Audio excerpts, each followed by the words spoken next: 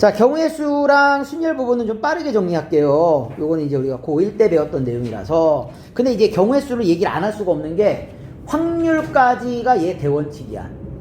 확률까지가 얘가 대원칙이기 때문에, 그치? 이렇게 알아두라라는 얘기야. 일단은 분류를 해야 돼. 문제를 쭉 잘 읽어보시고요. 그치? 어떻게 분류할까를 잘 고민하셔야 됩니다. 그냥 세는 게 아니야. 어떻게 경우를 나눌까? 이게 중요한 거야.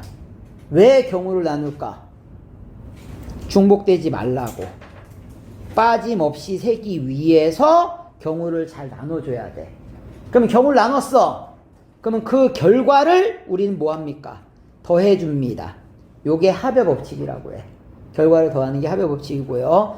자, 어떤 사건이 동시에 이어서 발생하는 경우에는 뭐 해라? 곱합니다. 요게 곱의 법칙이야. 그치? 나중에 애들이 맨날 물어본단 말이야. 더해야 돼요? 곱해야 돼요? 언제 더하라고요? 경우를 나눴으면 그 결과를 더해라. 오케이? 자, 언제 곱해라? 동시에 이어서 발생하는 건 곱해야 돼. 그치?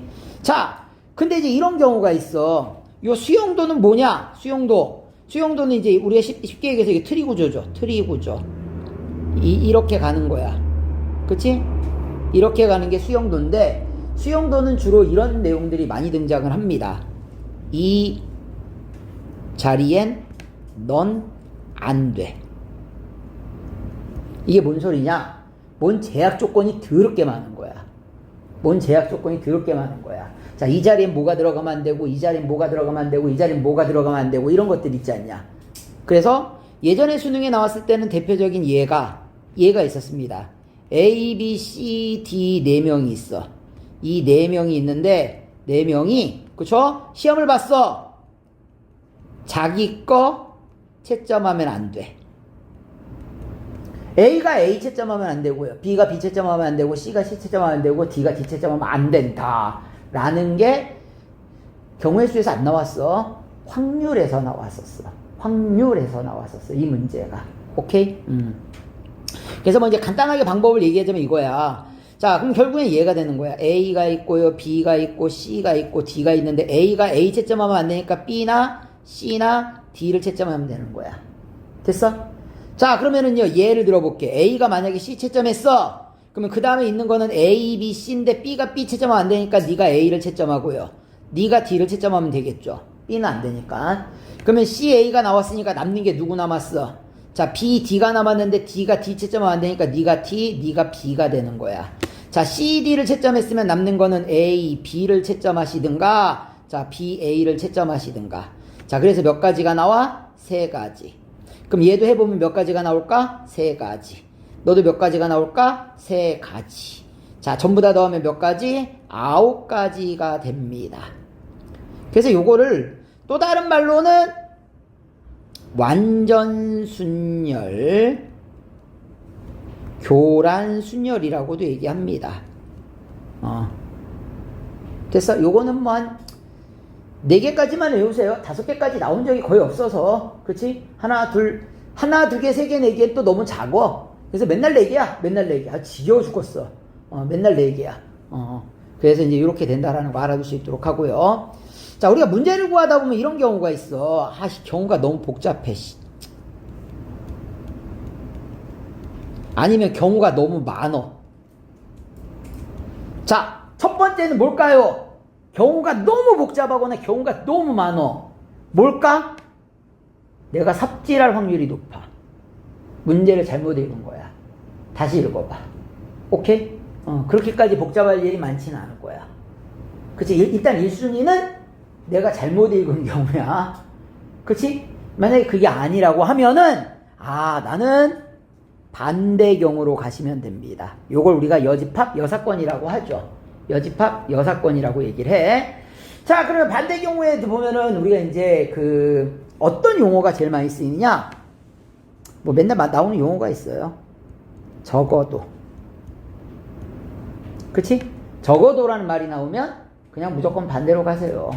그쵸? 아무 생각 없이. 뭐 이거 말고 또는도 되긴 되는데 그렇게까지 세분화해서 너무 이것저것 만들다 보면 한도 끝도 없으니까 그냥 적어도 하나만 기억해. 중요한 건 이거야. 경우가 너무 많거나 복잡하면 반대 경우 생각하시면 돼요. 오케이? 자, 집을 방법수 그냥 넘어갑시다. 오케이? 이건 뭐 고1 때나 배우는 거고요. 색칠하는 방법수 이것도 넘어갈게요. 왜냐? 고1 때나 배우는 거지. 이건 뭐 나중에 색칠하는 거는 딴 거 나와요. 여기서 색칠하는 게 안 나오진 않아. 나오긴 나오는데 그치, 고1 때 배우는 방법이 안 나와. 딴 게 나오니까 딴 거 얘기할게요. 자, 여기서 보면은 1번 이렇게 돼 있어요. 아래쪽 그림과 같이 도로망이 있습니다. 갑을 두 사람이 강남에서 시청까지 또는 잠시를 통과해서 청량리로 간답니다. 자, 강남에서 청량리로 가고자 하는 방법의 수는 첫 번째, 자, 강남에서 시청을 거쳐서 청량리로 가는 경우가 있고요. 두 번째는 강남에서 잠시를 거쳐 청량리로 가는 경우가 있습니다. 경우를 나눴지? 경우는 두 가지밖에 없죠. 그치? 자, 그러면은 강남에서 시청 가는 게 몇 가지? 세 가지. 세 가지죠. 시청에 청량리 가는 게 몇 가지? 세 가지. 어떻게 가? 동시에 이어가죠. 곱하시면 돼요. 3, 3은 9. 자, 강남에서 잠시에 가는 거 두 가지. 잠시에 청량리에 가는 거 두 가지죠? 따라서 두 가지 곱하면 되니까 네 가지. 자, 경우를 나눴으니까 그 결과를 뭐 해달라? 더해달라. 13가지가 정답이 됩니다. 됐죠? 자, 두 번째는 이제 이런 거예요. 같은 색을 두 번 칠해도 된다. 이렇게 나와 있는데요. 얘는 이제 경우를 나누는 거야. 이게 뭐 어떤 문제냐면 이거랑 똑같은 거야. 이거 맨날 나오는 문제인데, 그림은 교과서에서 갖고 왔습니다. 이 그림은.